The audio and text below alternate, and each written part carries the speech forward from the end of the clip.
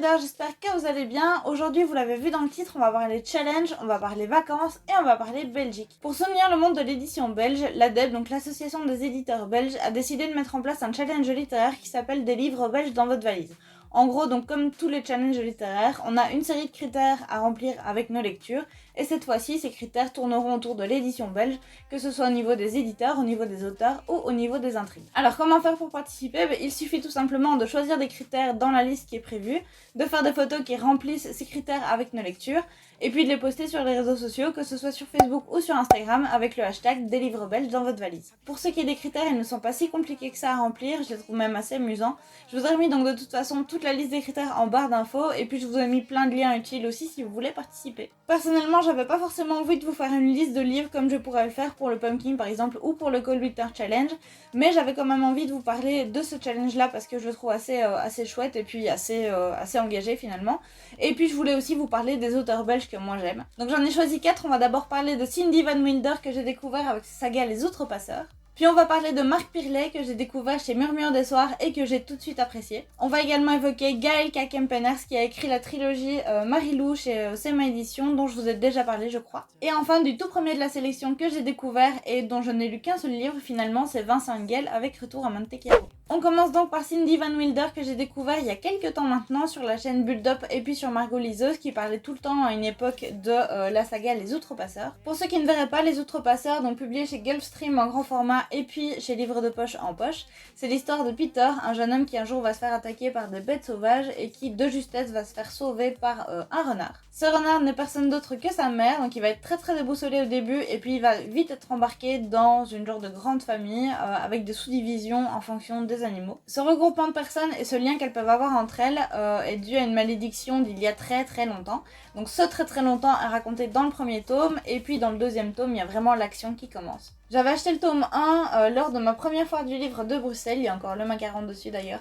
que j'avais faite avec Mélanie du compte Instagram Nanny's Books, et puis l'année suivante j'avais acheté le tome 2, l'année d'après j'ai acheté le tome 3 qui doit être là quelque part dans ma palle, que je n'ai pas encore lu, et je voulais acheter le tome 4 cette année, sauf qu'avec les horaires etc qui ne se sont pas mis correctement, je n'ai pas su aller voir Cindy Van Wilder à la foire du livre de Bruxelles cette année, mais ça tombe bien parce que j'ai pas non plus le temps de lire le tome 3, donc ce sera pour l'année prochaine, je croise les doigts. On passe ensuite à un auteur que je n'ai jamais vu et qui pourtant était très proche à une époque parce que j'ai travaillé dans sa maison d'édition, il s'agit de Marc Pirlet. Le premier livre que j'ai lu de Marc Pirlet c'était Histoire de Bruna, c'est un magnifique documentaire sur la dernière des survivantes du camp de concentration de Ravensbrück, qui a malheureusement décédé quelques temps après la publication du bouquin.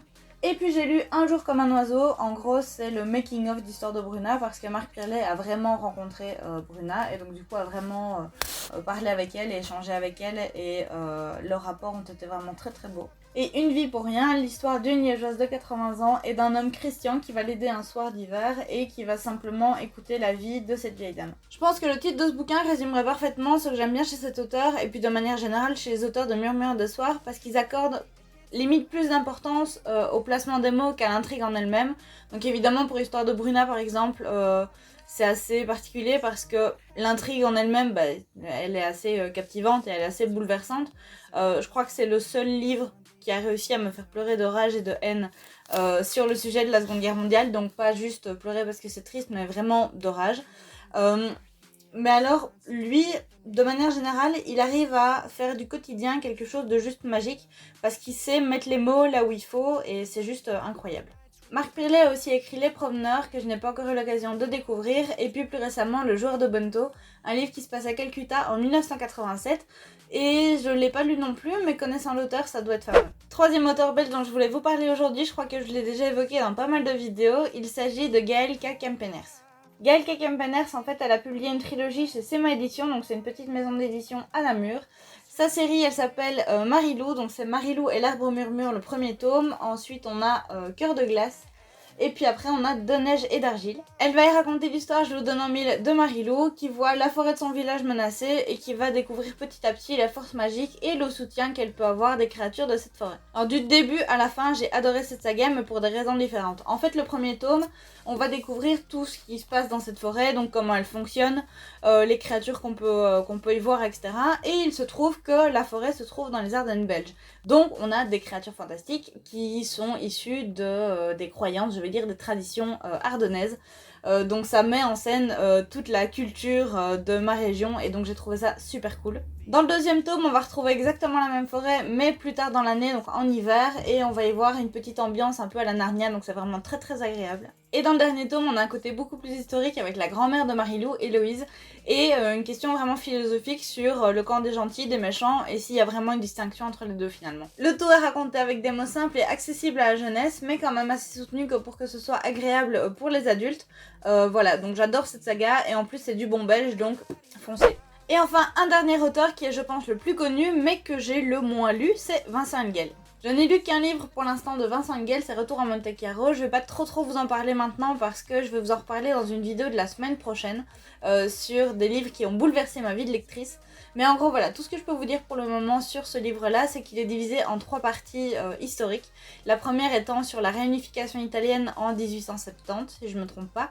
La deuxième sur le fascisme un peu avant la Seconde Guerre mondiale. Et puis la troisième sur les années de plomb en 1970. Dans tout ce micmac, on suit Adrien, un jeune homme qui vient de Monte Carlo et qui voit son village absolument rasé par la guerre pendant l'unification italienne.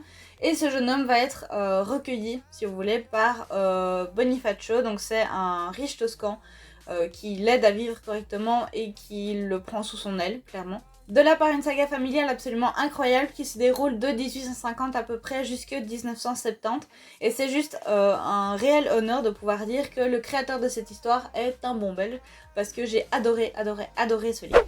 Voilà donc les 4 auteurs que je voulais vous présenter aujourd'hui. J'ai fait exprès en fait de ne pas prendre des auteurs dits classiques belges parce que j'aimerais bien faire une série de vidéos juste sur le sujet, donc je voulais pas non plus faire double emploi. Si ce petit top vous a plu, n'hésitez pas à aimer la vidéo, à vous abonner pour voir la suite et puis à me dire en commentaire surtout quels sont vos auteurs belges préférés. Je vous avoue que pour le coup j'ai pris la Belgique parce que ça allait bien avec le challenge de la DEB et puis je suis belge donc c'était quand même un petit peu le fait de mettre ma culture en avant.